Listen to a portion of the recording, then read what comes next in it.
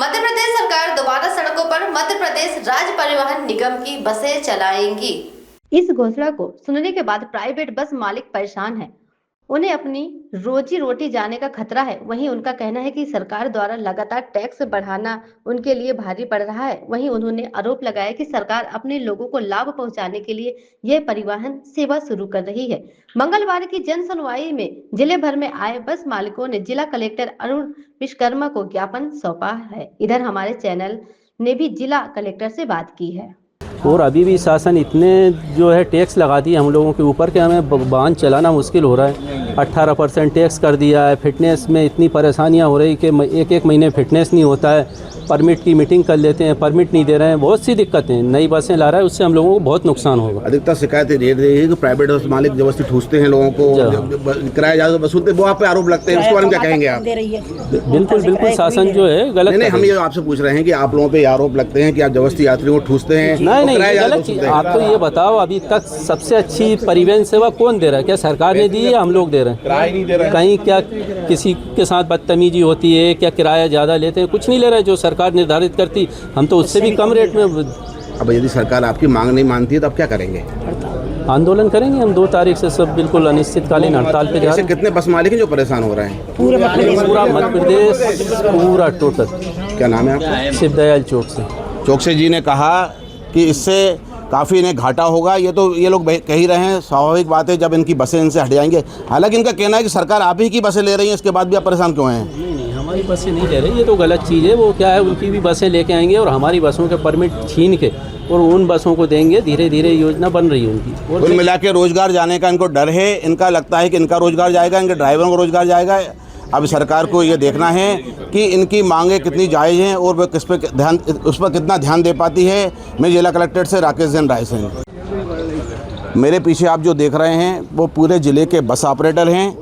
ये आज ज्ञापन देने आए हैं जिला कलेक्टर को। इनकी कुछ मांगे हैं, हम इनसे बात करेंगे कि क्या कहना चाहेंगे। आप क्या कहना चाहेंगे सर? क्यों आए आप यहाँ पे?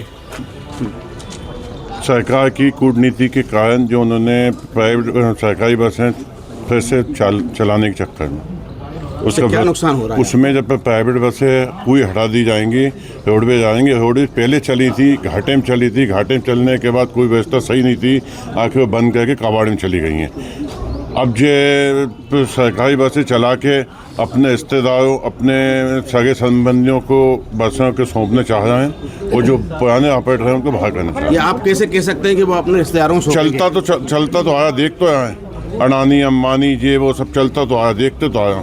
कहाँ से आए आप? सर आप कहाँ से आए? अमरीक सिंह, रायसेन जिला, बम्बई ढाबा। बमोरी से आए अमरीक सिंह जी ने कहा कि सरकार अपने लोगों को लाभ पहुंचाना चाहती है। एक और दीदी हमसे जुड़ रही हैं, क्या कहना चाहेंगे आप? जिस सरकार की जो दमन नीति उनका जो चल रहा है, शोषण करने का मोटर मालिकों को, उस विषय में हम लोग यहाँ इकट्ठे हुए हैं। उन्होंने जो टैक्स बढ़ाया है और जो पीपी मॉडल जो उन्होंने किया, इसको भी निरस्त करें। और जो किराया बढ़ाया है, इनका वो टैक्स जो बढ़ाया है इसका 18%, इसको भी हटाना चाहिए उनको। नहीं, आपकी मुख्य मांग क्या है? हमारी मुख्य मांग ये दोनों ही हैं कि एक तो उन्होंने जो पीपी मॉडल जो ये लागू कर रहे हैं उसको ये निरस्त करें, और एक जो 18% इन्होंने जो टैक्स कर दिया, 12 से 18 हो गया, पहले 12 रुपये प्रति सीट थी, अब 18 हो गई है, इसको करें। ये दोनों के ही उसमें हम लोग ये सब कर रहे हैं। सरकार ऐसा क्यों कर रही है? सरकार ऐसा इसलिए कर रही है कि सरकार को समझ में नहीं आ रहा है कि जो इतने पुराने मोटर मालिक हैं, आज 2021 में ख़त्म, वो 21 साल पहले ये ख़त्म हो गया था परिवहन, उसके बाद अब सरकार जाग रही है। भाई सरकार को क्या समझ में आ रहा है? क्या सुविधा हम नहीं दे रहे हैं यात्रियों को?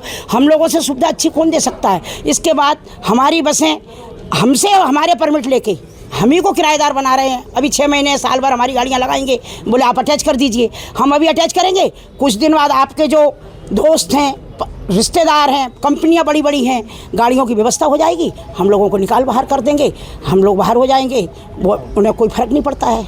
मगर मोटर मालिक करेगा क्या? तो उनका तो यही धंधा है ना हम लोगों का। तो क्या नाम है आपका? रजनी शर्मा। कहाँ से आई हैं? मैं सुल्तानपुर से हूँ।